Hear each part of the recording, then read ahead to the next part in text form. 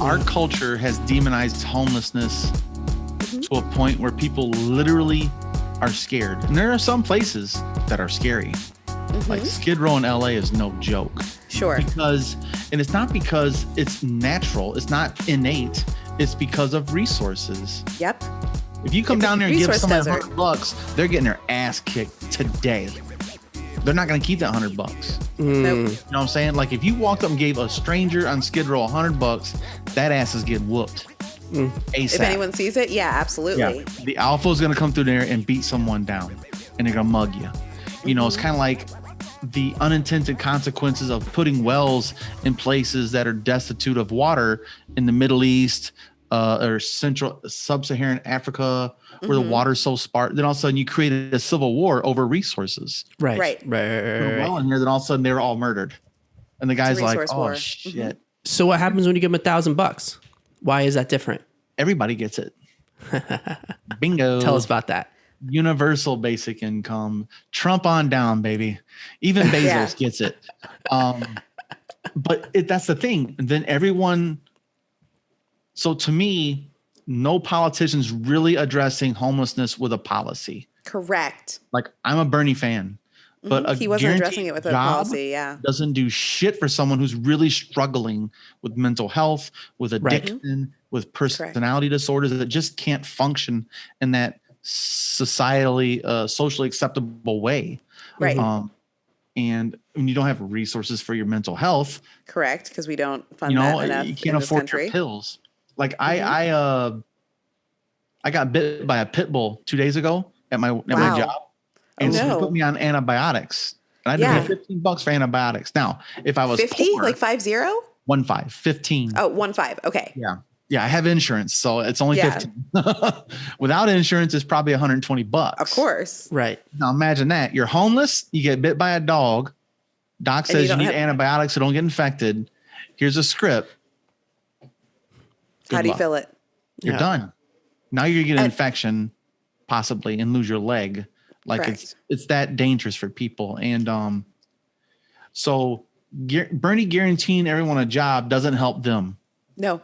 Well, because also in order to get a job, when you're guaranteeing someone a job, you have to have an address as the baseline. Yes. So in order to get a job, if you don't have an address, you can't get a job. And a lot of people don't realize when you're dealing with unhoused people, if you just give them an address where they can file all their paperwork to, within a year, they will be functioning and back ready to be productive members of society 9 times out of 10. It's just a matter of having an address to even get the paperwork started, having an address and having a contact, like having a phone. So if they have those two things covered, 9 times out of 10, and especially having a social worker to check in on them, make sure that they're getting their pills taken, make sure that their paperwork is up to date, just having those few things taken care of, within a year, most people can turn around and not need to rely on Section 8 or not need to rely on universal basic income and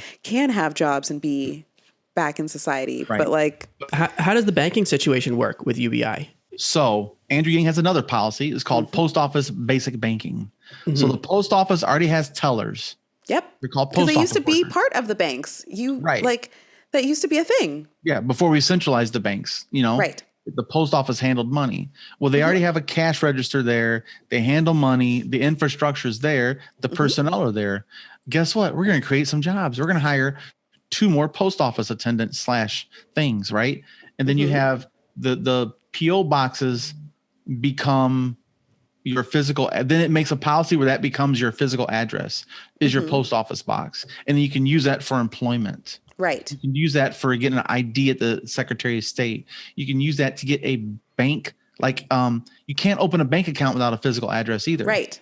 Right. So So you end up with people, the whole system is designed to work against people who have fallen through the cracks. Like you make a mistake and you end up on the street, you end up, fucking up your credit, you end up losing your bank account. You can't create a new bank account. You can't get an address because no landlord's going to allow you to become a tenant if you have this screwed up past and the screwed up history and you don't have the right thing. So it's like every step you take further down that path, the harder it is to claw back out of it. And then it's no wonder that people get stuck in that and they turn to diseases of despair, which are, alcoholism, drug abuse, and eventually suicide often. And, that, as far as I can tell, is a failure of the system. And the problem is that we have this desire in this country to look at things as personal responsibility. And personal responsibility is obviously huge. You want to encourage personal responsibility. But it's like when the system is set up in certain ways that even people who are doing everything they can't make it work. Let's change the system. Let's fix the system. Let's still advocate for personal responsibility. Let's still encourage people to do the right thing. But if people screw up, let's not, get rid of them. Let's find ways to bring people back up. Let's find ways to get people to trickle back up. That's right. Trickle up, baby. I love that. Thanks for checking out this clip from our show. To watch more clips or full episodes, click on our profile below. If you want to stay up to date on all of our new episodes and videos, click subscribe. And if you have any ideas for future guests or topics that you would like to see us cover on the show, leave us a message in the comments or connect with us on any of our social media channels at Funtime Program or on our website at funtimeprogram.com. We'll see you in the next one. Bye-bye.